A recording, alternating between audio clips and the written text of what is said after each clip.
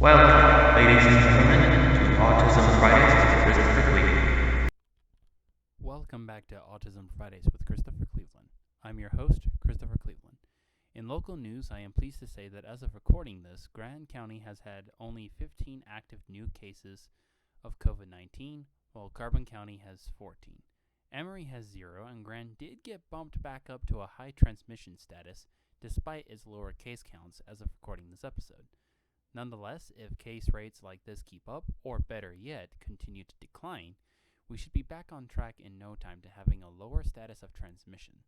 There are, thankfully, no additional deaths to report, though I suspect this won't last forever, especially with the mutant variants beginning to find their way around the US.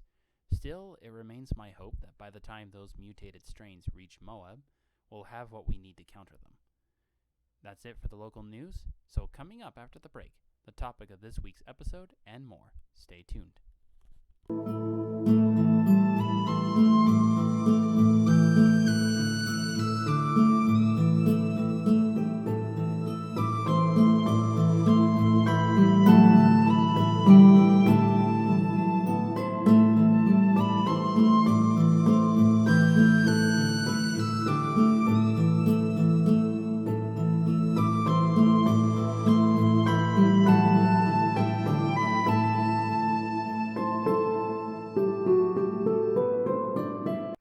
Thank you for tuning back into this episode of Autism Fridays with Christopher Cleveland.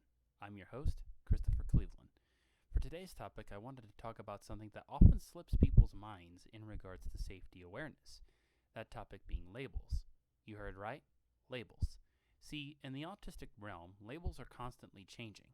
For those who wish to be conscientious, one example is that instead of calling someone like myself high-functioning autistic, it is deemed more conventionally sensible to call me or someone else like me high-masking autistic. The difference is that functioning, at least to me, certainly feels more mechanical. Like you're saying that an autistic child is high-functioning compared to other models of autistic or non-autistic children.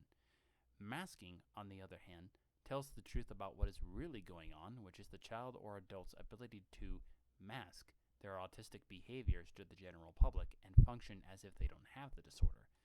Keep in mind, I myself don't really care either way, but this one example of where a label can mean the difference between being an effective advocate and being someone who masquerades as one.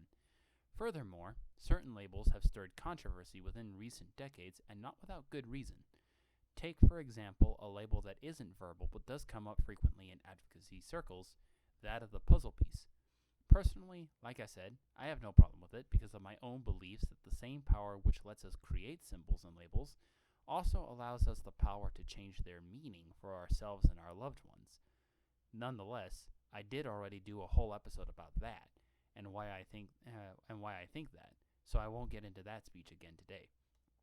Anyway, the puzzle piece, as hardcore advocates and verified articles will confirm, was originally invented with a crying baby in the middle of it.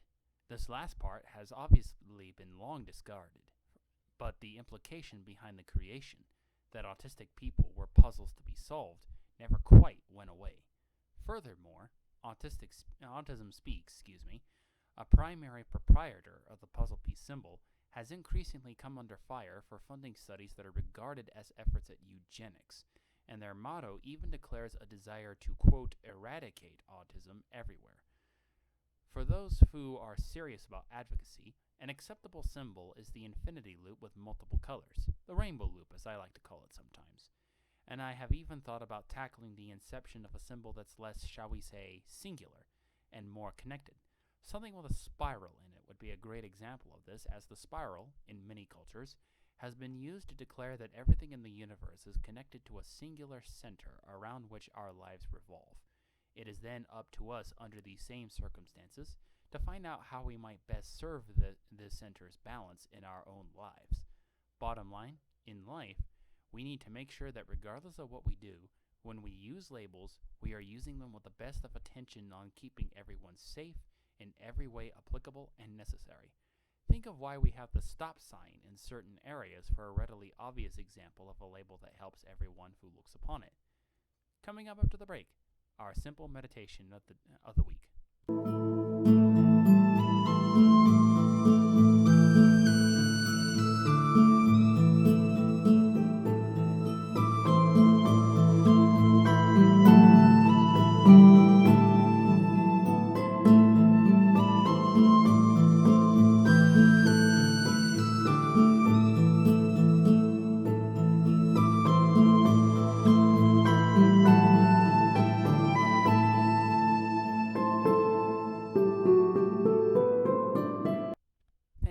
again for tuning back into Autism Fridays with Christopher Cleveland.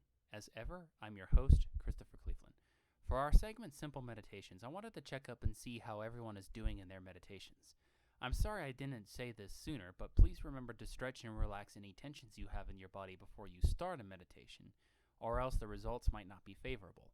Had you needed that info beforehand, I am terribly sorry for not delivering it, but if not, let me know how it's been going in the comments below, or in my messenger if you're connected to me that way. Hope you're well, hope you enjoyed this episode, and see you next week. This episode is dedicated to Four Corners Community Behavioral Health. Throughout the pandemic, they kept their emergency hotline on, made sure to make appointments available when protective measures began to relax, and even employed me as a drug test technician and respite care worker during the time when I lost my sense of purpose and needed something that could pay me while I searched for it. Matter of fact, before I went to Beacon after school, they were the last employer I had that was not readily related to my degree, but provided me with amazing experiences nonetheless, working with some of our most disadvantaged citizenry. Thank you for all you do for the community, thank you for what you did for me, and keep up the good service for a long time. This has been Autism Fridays with Christopher Cleveland, and I'll see you next Friday. Directed, produced, and written by Thank you for tuning in, and we'll see you next week. Hi, I'm Christopher Cleveland, creator, host, and director of Autism Fridays with Christopher Cleveland. I am a certified secondary education provider located in Moab, Utah, and I'm here to tell you about my show, Autism Fridays with Christopher Cleveland.